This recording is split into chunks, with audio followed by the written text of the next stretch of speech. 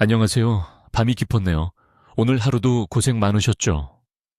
편안하게 쉬면서 오늘 밤 따뜻한 옛날 이야기를 들어보세요. 옛날 옛적에 어느 한 깊은 산골 마을, 태백산맥 줄기가 굽이굽이 이어져 세상과 단절된 듯한 외진 곳에 서윤이라는 여인이 살고 있었습니다. 그의 겨울은 유난히도 혹독했습니다. 살을 애는 듯한 칼바람이 문풍지를 사정없이 흔들어대고 하늘에서는 며칠째 굵은 눈발이 쉴 새 없이 쏟아져 내려온 세상을 하얗게 뒤덮고 있었습니다.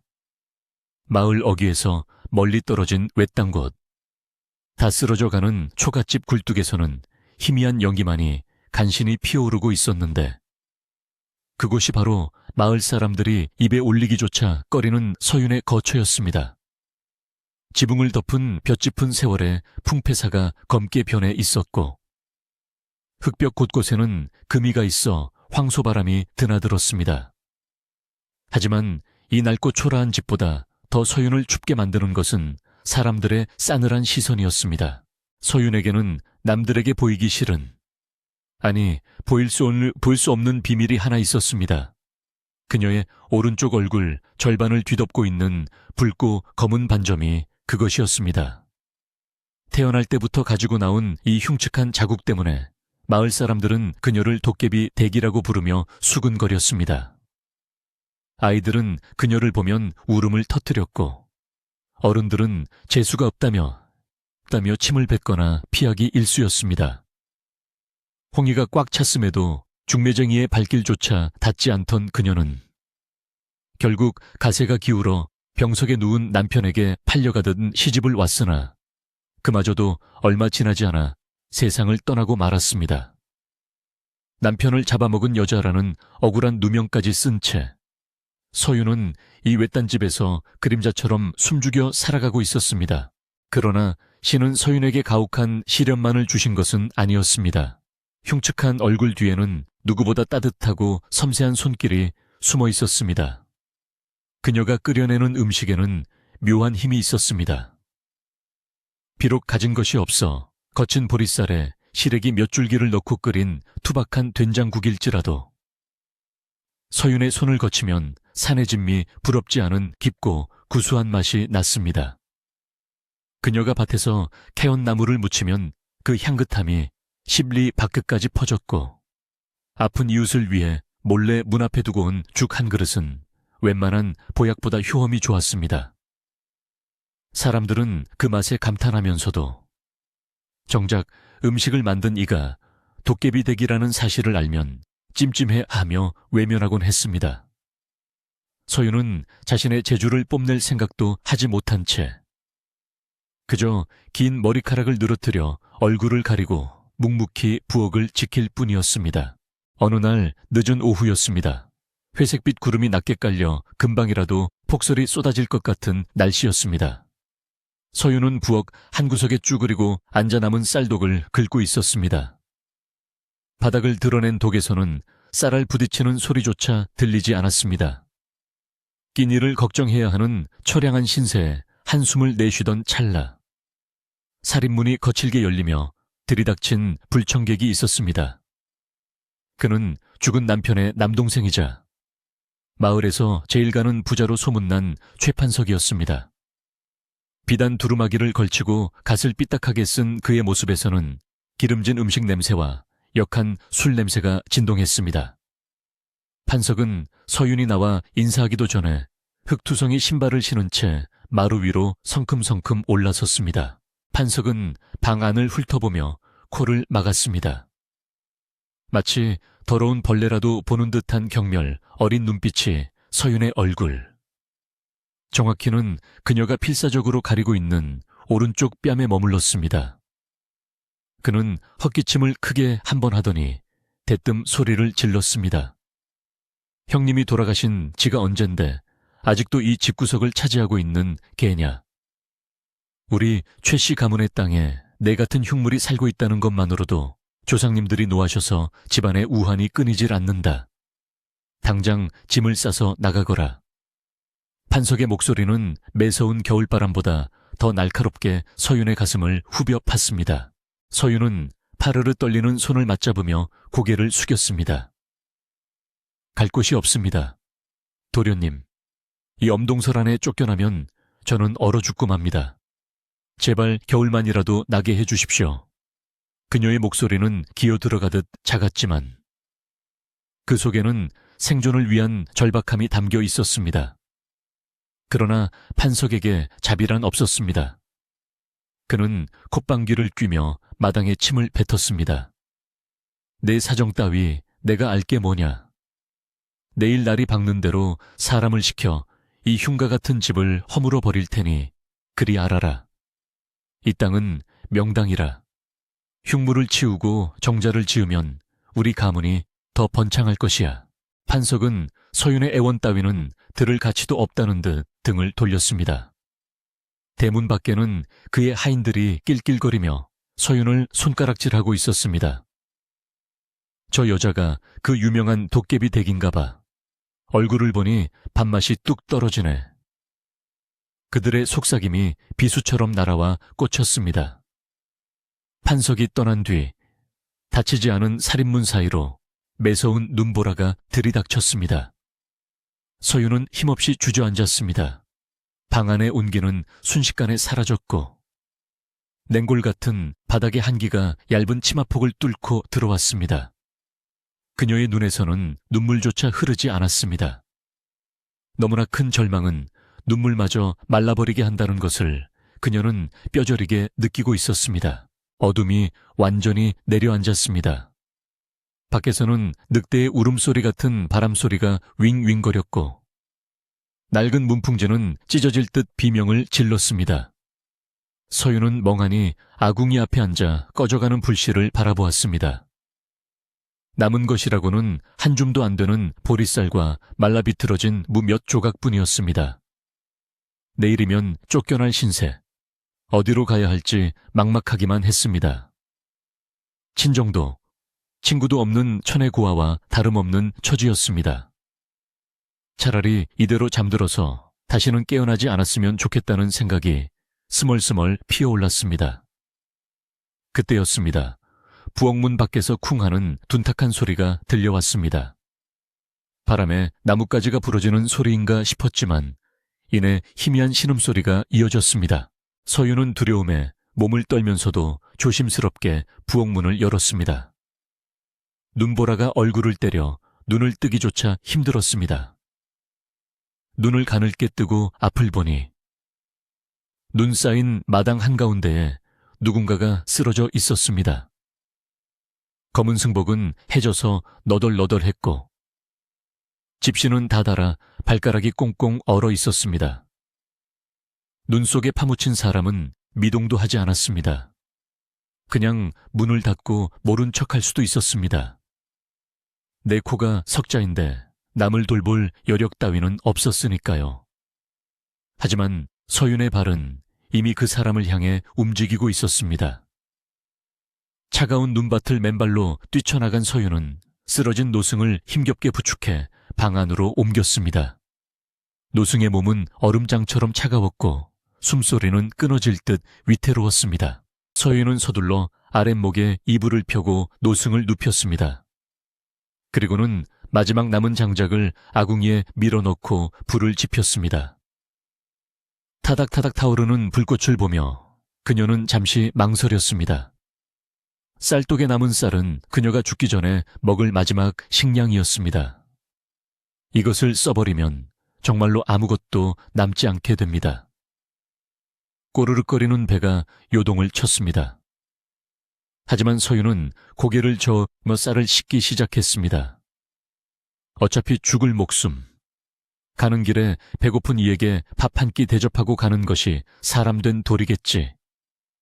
그녀는 그렇게 생각하며 정성을 다해 죽을 끓이기 시작했습니다.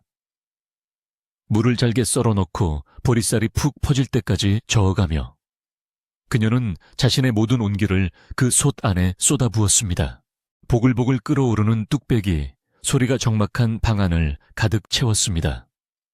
낡은 부엌 아궁이에서 피어오른 열기가 차가운 냉도를 조금씩 드기 시작했고 구수한 보리 냄새가 퀴퀴한 곰팡이 냄새를 밀어내며 방 안 구석구석으로 퍼져나갔습니다.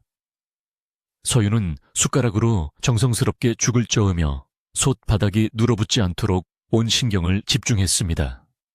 겨우 한 줌 남은 보리쌀과 시들해진 무조각이 전부였지만 그녀의 손길이 닿자 그것은 단순한 음식이 아닌 생명을 살리는 귀한 약처럼 변해가고 있었습니다. 그녀는 자신의 배고픔을 잊은 채 오직 쓰러진 노승이 이 한 그릇을 먹고 기운을 차리기만을 간절히 기도했습니다. 이윽고 뽀얀 김이 모락모락 피어오르는 죽 한 그릇이 소반 위에 차려졌습니다. 서윤은 조심스럽게 노승의 상체를 일으켜 세우고는 숟가락을 들어 식은 입술 사이로 따뜻한 미음을 흘려넣었습니다. 처음에는 삼키는 것조차 힘겨워하던 노승은 따스한 기운이 목을 타고 넘어가자 감겨있던 눈을 희미하게 떴습니다.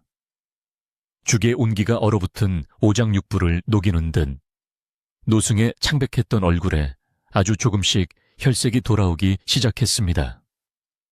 그는 떨리는 손으로 직접 숟가락을 잡으려 애썼고 서윤은 묵묵히 그릇을 받쳐들며 그가 편안하게 공양을 마칠 수 있도록 도왔습니다. 노승은 허기진 사람답지 않게 천천히 그리고 경건하게 숟가락질을 했습니다. 거친 보리알이 씹힐 때마다 그는 눈을 지그시 감고 그 맛을 음미하는 듯 했습니다. 서윤은 그 모습을 바라보며 마른 침을 삼켰습니다. 뱃속에서는 꼬르륵 소리가 요동을 쳤지만 그녀는 빈솥을 긁어먹을 생각조차 하지 않았습니다. 자신이 굶어 죽더라도 눈앞의 생명을 살리는 것이 먼저라고 생각했기 때문입니다. 노승이 마지막 국물 한 방울까지 깨끗하게 비우고 숟가락을 내려놓았을 때 밖에서는 거친 눈보라가 더욱 사납게 몰아치며 문풍지를 때렸습니다. 노승은 깊은 숨을 내쉬며 자리에 고쳐 앉았습니다. 그리고는 서윤의 얼굴을 똑바로 쳐다보았습니다. 서윤은 황급히 고개를 돌려 흉측한 오른쪽 뺨을 숨기려 했지만 노승의 눈빛은 너무나도 맑고 깊어서 마치 그녀의 영혼까지 꿰뚫어 보는 듯했습니다. 노승은 서윤의 얼굴에 난 붉은 반점을 보고도 눈살을 찌푸리기는커녕 오히려 잔잔한 미소를 머금었습니다. 그는 합장을 하며 낮고 굵은 목소리로 말했습니다. 보살님의 얼굴에는 세상의 풍파가 서려 있으나 그 마음속에는 부처님의 자비가 흐르고 있군요. 이토록 귀한 공양을 받았으니 빈손으로 갈 수는 없는 노릇입니다. 노승은 품속 깊은 곳에서 날고해진 주머니 하나를 꺼내 서윤의 손에 쥐어주었습니다. 주머니는 아주 가벼웠고 그 안에는 무언가 딱딱하고 작은 알갱이들이 들어있는 듯 했습니다. 서윤이 의아한 눈빛으로 주머니를 열어보자 그 안에는 쭈글쭈글하고 못생긴 검은 콩 한 줌이 들어있었습니다. 윤기라고는 하나도 없고 비틀어진 모양새가 마치 불에 그슬린 돌멩이 같기도 하고 어찌 보면 흉터로 뒤덮인 서윤의 얼굴을 닮은 것 같기도 했습니다. 서윤이 실망감을 감추지 못하고 쳐다보자 노승은 그 마음을 읽기라도 한 듯 껄껄 웃으며 말을 이었습니다. 겉모습이 추하다고 하여 그 안에 품은 생명까지 추한 것은 아닙니다. 이 콩들은 비록 볼품없어 보이나 세상 그 어떤 콩보다 강인한 생명력을 품고 있습니다. 보살님께서 제게 베푸신 그 따뜻하고 진실한 마음으로 이 콩들을 땅에 심으십시오. 지극한 정성으로 돌본다면 이 못생긴 콩들이 장차 보살님을 귀한 곳으로 인도할 것입니다. 이것은 단순한 곡식이 아니라 보살님의 운명을 바꿀 씨앗이 될 것입니다. 노승의 말은 알쏭달쏭했지만 그 목소리에는 거역할 수 없는 힘이 실려 있었습니다. 말을 마친 노승은 자리에서 일어나 삿갓을 눌러 썼습니다. 서윤은 밖이 위험하다고 날이 밝으면 떠나시라고 만류했지만 노승은 고개를 저었습니다. 인연이 닿으면 다시 만날 날이 있을 것입니다. 부디 그 고운 심성을 잃지 마십시오. 노승은 그 말을 남기고 살인문을 열고 나갔습니다. 휘몰아치는 눈보라 속으로 검은 승복 자락이 펄럭이며 사라졌습니다. 서윤은 멍하니 문 앞에 서서 노승이 사라진 곳을 바라보았습니다. 꿈을 꾼 것만 같았습니다. 손에 쥐어진 차가운 콩 주머니만이 이것이 현실임을 말해주고 있었습니다. 그때였습니다. 노승이 사라진 어둠 속 눈 덮인 마당 구석에서 희미하게 강아지가 낑낑거리는 듯한 소리가 들려왔습니다. 서윤은 호롱불을 들고 조심스럽게 마당으로 나갔습니다. 눈은 무릎까지 쌓여 있었고 한 치 앞도 분간하기 어려웠습니다. 소리가 나는 곳으로 다가가 눈을 헤치던 서윤은 소스라치게 놀라 주저앉고 말았습니다. 그곳에는 강아지가 아니라 넝마 같은 옷을 걸친 어린아이 하나가 웅크린 채 눈 속에 파묻혀 있었기 때문입니다. 아이는 추위에 질려 얼굴이 파랗게 질려 있었고 이미 의식을 잃어가고 있었습니다. 서윤은 생각할 겨를도 없이 아이를 품에 안고 방으로 뛰어 들어왔습니다.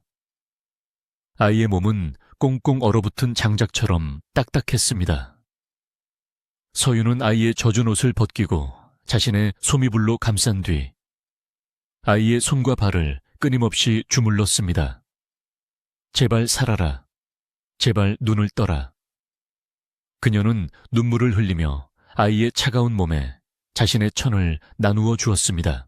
자신도 내일이면 쫓겨날 처지였지만 눈앞에 꺼져가는 생명을 외면할 수는 없었습니다. 그것은 조금 전 노승에게 밥을 대접했던 마음과 똑같은 서윤의 본능적인 선함이었습니다. 한참이 지났을까 아이의 입에서 으음하는 앓는 소리가 새어나왔습니다. 서윤은 황급히 따뜻한 물을 떠와 아이의 입술을 적셨습니다. 아이가 힘겹게 눈을 떴을 때 서윤은 그 맑고 커다란 눈망울을 보고 가슴이 덜컥 내려앉았습니다. 아이는 5살쯤 되어 보였는데 깡마른 몸에 비해 눈이 유난히 컸고 겁에 질린 표정이 마치 덫에 걸린 산짐승 같았습니다. 아이는 서윤의 얼굴, 특히 붉은 반점을 보고 잠시 움찔했지만 그녀의 따뜻한 품과 걱정스러운 눈빛을 느끼고는 이내 안도한 듯 다시 눈을 감았습니다. 이름이 무엇이니 부모님은 어디 계셔? 서윤이 조심스럽게 물었지만 아이는 고개만 저을 뿐 말이 없었습니다. 알고 보니 아이는 말을 못하는 벙어리가 아니라 너무나 큰 충격과 배고픔으로 인해 말문이 닫힌 상태였습니다. 아이의 품속에서는 낡은 천조각에 쌓인 호패 하나가 툭 떨어졌습니다. 거기에는 복이라는 글자가 서툰 솜씨로 새겨져 있었습니다. 복이, 내 이름이 복이로구나. 복을 많이 받으라고 지은 이름인데 어찌 이리 험한 꼴을 당했느냐. 서윤은 아이를 꼭 껴안으며 흐느꼈습니다. 그날 밤 서윤은 잠을 이루지 못했습니다. 밖에서는 여전히 눈보라가 몰아치고 있었고 방 안에는 낯선 아이 복이의 새근거리는 숨소리만이 들려왔습니다. 서윤의 손에는 노승이 주고 간 못생긴 검은 콩 주머니가 들려 있었습니다. 내일 날이 밝으면 최판석이 들이닥쳐 집을 부술 것입니다. 갈 곳도 먹을 것도 없는 빈털터리 신세에 혹 하나가 더 붙은 셈이었습니다. 하지만 이상하게도 서윤의 마음속에서는 전과 같은 절망감이 느껴지지 않았습니다. 혼자였다면 차라리 죽어버리는 게 낫다고 생각했을지도 모릅니다. 하지만 이제는 지켜야 할 생명이 생겼습니다. 저 작고 여린 아이를 살리기 위해서라도 자신은 무너지면 안 되었습니다. 서윤은 콩주머니를 가슴에 품고 다짐했습니다. 이 콩들이 정말 나의 운명을 바꿔줄 수 있을까 하니 내가 바꾸어야 한다. 이 아이와 함께 살아가기 위해서라면 나는 도깨비가 아니라 그보다 더한 것이라도 되어야 한다. 서윤의 눈빛이 어둠 속에서 결연하게 빛났습니다. 다음 날 아침 거짓말처럼 눈보라가 그치고 맑은 햇살이 비쳤습니다. 하지만 그 평화로움도 잠시 밖에서 요란한 꽹과리 소리와 함께 사람들의 고함이 들려왔습니다. 나와라 이 재수없는 도깨비녀나 약속한 대로 오늘 이 집을 허물러 왔다. 최판석에 하인들이 몽둥이와 곡괭이를 들고 마당으로 들이닥친 것입니다. 서윤은 보기를 등 뒤로 숨기고 방문을 열었습니다. 그녀의 얼굴은 두려움으로 하얗게 질려 있었지만 두 다리는 땅에 뿌리를 내린 듯 단단히 버티고 서 있었습니다. 이제 그녀는 혼자가 아니었기 때문입니다. 하인들이 막무가내로 집을 부수려 달려들 때 서윤이 마당으로 뛰쳐나가 소리쳤습니다. 잠깐만 기다려 주십시오. 당장 나가겠습니다. 하지만 이 엄동설안에 갈 곳이 정해지지 않았으니 마을 뒤편 상잇을 깨 있는 버려진 움막이라도 쓸 수 있게 해 주십시오. 그곳은 땅도 척박하고 돌투성이라 아무도 쓰지 않는 곳이니 도련님께도 해가 되지 않을 것입니다. 하인들은 멈칫하며 서로의 얼굴을 쳐다보았습니다. 그때 뒤에서 나타난 최판석이 비릿한 웃음을 흘리며 말했습니다. 상깃을 흉가 말이냐, 거기라면 귀신이 나온다 하여 10년째 비어있는 곳이지. 내년이나 거기 귀신이나 잘 어울리겠구나. 좋다. 내 인심 써서 그곳은 허락하마. 대신 내 눈앞에 다시는 띄지 마라. 그렇게 서윤은 보기의 손을 잡고 정들었던, 아니 한 맺힌 초가집을 떠났습니다. 등 뒤에는 보찜 하나뿐이었고 품 안에는 검은 콩 주머니가 들어있었습니다. 마을 사람들은 쫓겨가는 그들을 보며 혀를 찼지만 서윤은 고개를 숙이지 않았습니다. 그녀는 보기의 손을 꽉 쥐고 눈 덮인 산길을 올랐습니다. 차가운 바람이 볼을 때렸지만 잡은 손에서 느껴지는 온기가 그녀를 지탱해 주었습니다. 상잇을 다 쓰러져가는 움막에 도착했을 때 서윤은 마당의 언 땅을 바라보며 노승의 말을 되새겼습니다. 이 콩을 심으십시오. 봄이 오려면 아직 멀었지만 서윤의 마음속에는 이미 작은 희망의 싹이 트고 있었습니다. 그녀는 짐을 풀기도 전에 움막 주변의 돌을 고르고 언 땅을 파기 시작했습니다. 손톱이 깨지고 피가 맺혔지만 멈추지 않았습니다. 보기도 고사리 같은 손으로 돌을 나르며 서윤을 도왔습니다. 아무 말도 하지 않았지만 두 사람 사이에는 끈끈한 유대감이 흐르고 있었습니다. 그것은 세상의 밑바닥에서 만난 두 영혼이 서로를 의지하며 만들어내는 세상에서 가장 아름답고 슬픈 몸짓이었습니다. 차가운 겨울바람이 물러가고 산기슭 언덕에도 따스한 봄 기운이 스며들기 시작했습니다.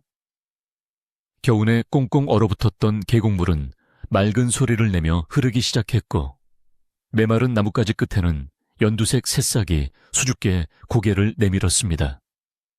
마을 사람들에게 쫓겨나 산속 흉계터를 잡은 서윤과 보기에게도 봄은 공평하게 찾아왔습니다. 하지만 두 사람의 봄은 마을 사람들의 그것보다 훨씬 더 분주하고 절박했습니다. 그들에게는 물려받은 문전옥답도 곡식이 가득 찬 창고도 없었기에 오직 거친 땅을 일구어 생명을 피워내는 것만이 살 길이었기 때문입니다. 서여인은 노승이 주고 간 검은 콩 주머니를 조심스럽게 꺼냈습니다. 쭈글쭈글하고 못생긴 콩알들은 여전히 볼품이 없었지만 서윤은 그것을 마치 세상에서 가장 귀한 보석이라도 되는 양 두 손으로 받쳐 들었습니다. 그녀는 보기와 함께 움막 뒤편에 양지 바른 곳을 골라 돌을 골라내고 땅을 깊이 갈았습니다. 흙냄새가 물씬 풍기는 밭고랑에 콩을 한 알씩 심으며 서윤은 마음속으로 간절히 빌었습니다. 부디 이 작은 씨앗이 뿌리를 내려 우리 두 식구의 생명줄이 되어주게 하소서. 그녀의 기도에는 하늘을 원망하는 마음 대신 주어진 운명을 개척하겠다는 단단한 의지가 담겨 있었습니다. 놀라운 일은 며칠 지나지 않아 일어났습니다. 보통의 콩이라면 싹을 틔우는데 한참이 걸렸겠지만 노승이 준 콩은 심은 지 사흘 만에 땅을 뚫고 힘차게 솟아올랐습니다. 떡 깊은 얼은 손바닥만 했고 줄기는 마치 대나무처럼 굵고 튼튼했습니다. 서윤과 보기는 매일 아침 밭에 나가 하루가 다르게 자라나는 콩나물을 보며 입을 다물지 못했습니다.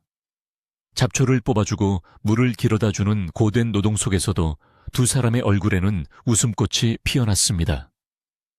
특히 말을 잃었던 보기는 콩나무가 쑥쑥 자라 꽃을 피우는 것을 볼 때마다 신기한 듯 손뼉을 치며 환한 미소를 지어 보였습니다. 여름이 되자 콩밭은 온통 짙은 초록빛으로 뒤덮였습니다. 잎사귀 사이마다 주렁주렁 매달린 콩꼬투리는 일반 콩보다 두세 배는 컸고 햇빛을 받으면 황금빛 윤기가 흘렀습니다. 서윤은 잘 여문 콩을 수확하여 가마솥에 삶았습니다. 아궁기에 불을 지피고 콩을 삶기 시작하자 움막 주변에는 구수하면서도 달콤한 향기가 진동했습니다. 그것은 단순히 콩 삶는 냄새가 아니었습니다. 마치 깊은 산속의 약초향과 어머니의 품냄새가 섞인 듯 맞는 사람의 마음을 편안하게 해주는 신비로운 향기였습니다. 서워윤은 삶은 콩을 찌어 메주를 띄웠습니다. 지프로 엮어 처마 밑에 매달아 놓은 메주는 바람과 햇살을 머금으며 알맞게 발효되어 갔습니다. 보통 메주가 뜨면 퀴퀴한 냄새가 나기 마련이지만 서윤의 메주에서는 향긋한 꽃내음 같은 것이 났습니다. 가을이 지나고 다시 겨울이 찾아와 장을 담글 때가 되었을 때 서윤은 떨리는 마음으로 항아리 뚜껑을 열었습니다.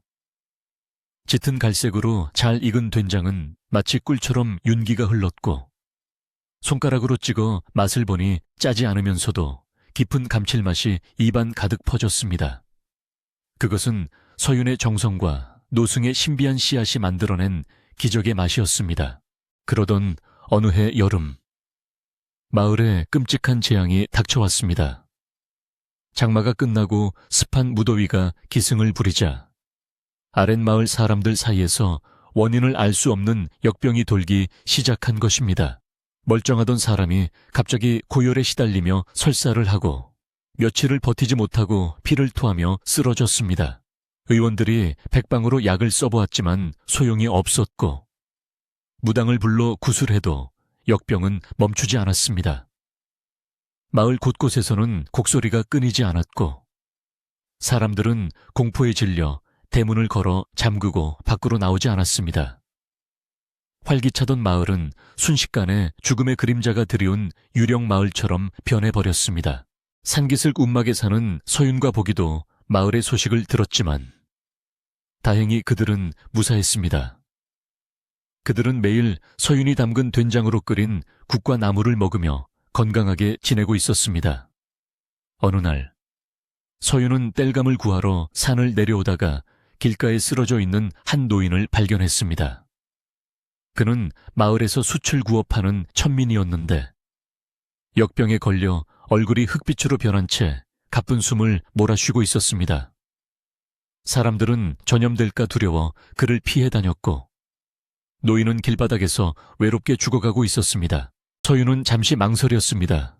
저 노인을 데려갔다가 보기마저 병에 걸리면 어쩌나 하는 두려움이 앞섰기 때문입니다. 하지만 고통에 일그러진 노인의 얼굴을 보는 순간 그녀는 지난 겨울 눈 속에 쓰러져 있던 노승과 어린 보기를 떠올렸습니다. 생명 앞에서 계산을 하는 것은 사람의 도리가 아니었습니다. 서윤은 지게에 노인을 업고 땀을 뻘뻘 흘리며 가파른 산길을 올라 움막으로 데려왔습니다. 그리고는 끓고 있는 된장국 한 그릇을 떠서 노인의 입에 떠 넣어 주었습니다. 놀라운 일이 벌어졌습니다. 뜨끈한 된장국이 식도를 타고 넘어가자 혼수 상태에 빠져 있던 노인의 눈꺼풀이 파르르 떨리더니 이내 거친 숨소리가 잦아들었습니다. 한 그릇을 다 비우고 난 뒤 노인은 검은 피를 한 차례 토해내고는 깊은 잠에 빠져들었습니다. 다음 날 아침 노인은 거짓말처럼 털고 일어났습니다. 열은 씻은 듯이 내렸고 흑빛이던 얼굴에는 다시 생기가 돌았습니다. 제 목숨을 살려주셨습니다. 이 은혜를 어찌 갚아야 할지 노인은 서윤 앞에 엎드려 눈물을 흘리며 절을 올렸습니다. 자신이 먹은 것이 서윤이 직접 담근 된장국이라는 사실을 안 노인은 마을로 내려가 사람들에게 소리쳤습니다. 산속 도깨비 댁에 약이 있다.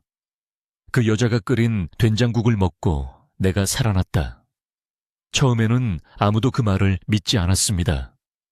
흉측한 얼굴을 가진 재수 없는 과부가 만든 음식을 먹느니 차라리 죽겠다며 비웃는 사람도 있었습니다. 하지만 병세가 악화되어 죽음이 목전까지 다가오자 지푸라기라도 잡는 심정으로 하나둘씩 서윤의 움막을 찾아오기 시작했습니다. 주로 가난하고 힘없는 이들이 먼저였습니다. 서윤은 찾아오는 이들을 마다하지 않았습니다. 그녀는 커다란 가마솥에 물을 붓고 아껴두었던 된장을 풀어 펄펄 끓였습니다. 그리고 텃밭에서 뜯은 시래기와 물을 넣어 구수한 국을 만들었습니다. 흉측한 반점을 가리기 위해 머리를 깊게 눌러 쓴 서윤은 떨리는 손으로 국자를 들어 사람들에게 국을 나누어 주었습니다. 사람들은 두려운 눈빛으로 서윤의 얼굴과 국그릇을 번갈아 보았지만 코를 찌르는 구수한 냄새와 살고 싶다는 본능에 이끌려 허겁지겁 국을 들이켰습니다. 효험은 즉각적이었습니다. 서윤의 된장국을 먹은 사람들은 뱃속이 따뜻해지며 꽉 막혀있던 기운이 뚫리는 것을 느꼈습니다. 고열에 시달리던 아이가 땀을 흘리며 열을 내렸고 사경을 헤매던 노인이 눈을 떴습니다. 노승이 준 신비한 콩과 서윤의 지극한 정성, 그리고 오랜 시간 발효되며 응축된 생명의 기운이 역병의 도끼를 몰아낸 것입니다. 소문은 삽시간에 퍼져나갔습니다. 이제 서윤의 움막 앞에는 아침부터 밤늦게까지 국을 얻어먹으려는 사람들로 장사진을 이루었습니다. 사람들의 태도가 변하기 시작했습니다. 예전에는 그녀를 보면 도깨비 댁이라며 돌을 던지거나 침을 뱉던 사람들이 이제는 그녀 앞에서 머리를 조아리며 굽신거렸습니다. 살려주셔서 고맙습니다. 보살님이 아니었으면 우리 식구는 다 죽었을 겁니다. 사람들은 더 이상 그녀의 붉은 반점을 징그럽게 여기지 않았습니다. 오히려 그 반점은 죽음의 사신을 쫓아내고 생명을 살리는 신비한 표식처럼 여겨지기 시작했습니다. 누군가 그녀를 도깨비 댁 대신 약선댁 또는 의녀님이라고 부르기 시작했고 그 호칭은 곧 마을 전체로 퍼졌습니다. 보기는 땀을 뻘뻘 흘리며 국을 나르는 서윤의 옆에서 부지런히 그릇을 닦고 물을 길어 날랐습니다. 마을 아이들이 보기를 보고도 더 이상 번거리 거지라고 놀리지 않았습니다. 오히려 보기에게 다가와 콩을 보여달라고 하거나 고맙다는 인사를 건넸습니다. 보기의 어깨가 으쓱해졌습니다. 서윤은 바쁜 와중에도 틈틈이 땀을 닦으며 마당 가득 메운 사람들을 바라보았습니다. 며칠 전만 해도 자신을 경멸하던 그 눈빛들이 이제는 존경과 감사로 가득 차 있었습니다. 가슴 한구석에서 뜨거운 것이 울컥 치밀어 올랐습니다. 그것은 서러움이 아닌 난생 처음 느껴보는 벅찬 감동이었습니다. 하지만 모든 사람이 행복한 것은 아니었습니다. 마을 저편, 기와집들이 늘어선 부촌에서는 여전히 곡소리가 들려오고 있었습니다. 자존심 때문에 혹은 천한 과부가 만든 음식을 먹을 수 없다는 아집 때문에 서윤을 찾지 않은 양반들과 부자들은 여전히 병마와 싸우고 있었습니다. 그 중에는 서윤을 매몰차게 내쫓았던 최판석도 포함되어 있었습니다. 마을 사람들을 살려낸 서윤의 명성은 점점 높아져만 갔고 그녀의 된장 항아리는 바닥을 보이기 시작했지만 그녀의 마음속 곳간은 그 어느 때보다 풍성하게 채워지고 있었습니다. 서윤은 이제 알 것 같았습니다. 노승이 말한 운명을 바꾸는 씨앗이 무엇이었는지를. 그것은 콩이 아니라 바로 사람을 살리는 자비심이었습니다. 마을 사람들은 서윤의 된장국 덕분에 하나둘씩 기운을 차리고 일상으로 돌아가기 시작했습니다. 죽음의 공포가 휩쓸고 간 자리에는 다시 활기가 돌았고 아이들의 웃음소리가 골목마다 울려 퍼졌습니다. 하지만 마을에서 가장 크고 으리으리한 기와집, 최판석의 집만큼은 여전히 무거운 침묵에 잠겨 있었습니다. 마을 최고의 부자라는 위세는 온데간데 없고 대문은 굳게 닫힌 채 약탕관 끓이는 냄새만이 담장을 넘어 흘러나올 뿐이었습니다. 최 판석은 비단 이불을 덮고 누워 있었지만 그의 몰골은 이미 산 사람의 것이 아니었습니다. 며칠째 물 한 모금 넘기지 못해 뼈와 가죽만 남았고 눈은 퀭안이 들어가 초점을 잃고 있었습니다. 용하다는 의원들이 지어준 비싼 약재들도 아무런 소용이 없었습니다. 그는 밤마다 고열에 시달리며 헛소리를 질러댔고 죽음의 그림자가 침상 머리맡까지 다가와 있었습니다. 하지만 그의 병을 더욱 깊게 만드는 것은 육체의 고통보다 마음속의 아집과 도끼였습니다. 천한 도깨비 년의 음식을 먹느니 차라리 혀를 깨물고 죽겠다. 판석은 처음에 그렇게 호기를 부렸습니다. 하지만 숨이 턱 밑까지 차오르고 저승사자의 발자국 소리가 들려오는 듯 하자 그토록 단단했던 자존심도 죽음 앞에서는 모래성처럼 허물어지기 시작했습니다. 살고 싶다. 살아서 저 쌓아놓은 재산을 누려야 한다. 판석의 머릿속에는 오직 그 생각뿐이었습니다. 결국 그는 떨리는 목소리로 하인들을 불렀습니다. 나를 그 여자에게 데려다 다오. 하인들은 서둘러 가마를 준비해 주인을 태웠습니다. 하지만 판석은 가마조차 탈 기력이 없어 하인들의 등에 엎혀야 했습니다.